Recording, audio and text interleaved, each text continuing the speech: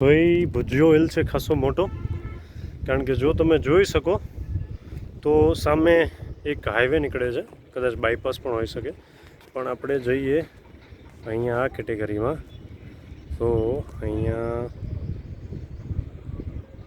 જો જોઈ શકતા હોય તો આ આખો કિલ્લો જાય છે, જે જાય છે અહીંથી ગોળ ફરતો ફરતો ફરતો ફરતો અહીંયાથી આ પાછો અહીંયા ઉપર આવ્યો, અહીંયાથી આ દિવાલ ગઈ છે પાછી આમ. એ દિવાલ આગળથી સ્મૃતિવનને મળે છે, કે જ્યાં એક મ્યુઝિયમ પણ છે. હવે મ્યુઝિયમમાં તો હું નથી ગયો, પણ આગળથી આનો નજારો પણ કંઈક એવો જ અદ્ભુત છે.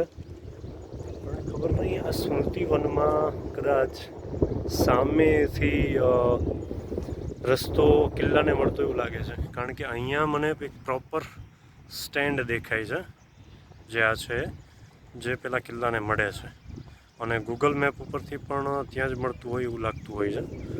તો કદાચ એ હશે. અને બાકી અહીંયા તો આ નાના નાના ફાઉન્ટેન કરેલા છે, જે એક આખો રસ્તો જાય છે, અને દરેકે દરેક ફાઉન્ટેન એકબીજાને આ નાના એવા રસ્તાથી મળે છે.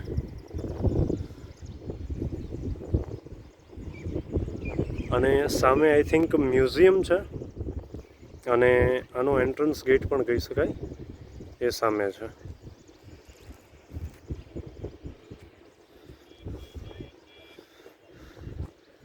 આવો તો જરૂરથી ભુજિયા હિલની મુલાકાત લેજો. અને કચ્છમાં આ ભુજિયા હિલ એક એટ્રેક્શન છે. એના સિવાય એક કાળો ડુંગર પણ છે.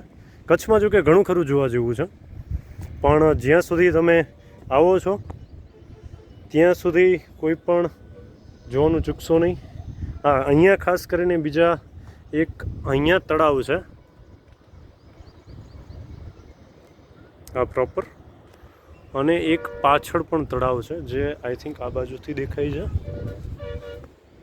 જે છે સામે અહીંયા. તો તેની આસપાસમાં પણ બગીચાને એવું છે, તે પણ જોવા જેવું છે, તો એની પણ મુલાકાત લઈ શકો. ગુજરાતીમાં કહેવત છે, પૈસા વસૂલ. આ એ દ્રશ્ય છે, પૈસા વસૂલ દ્રશ્ય.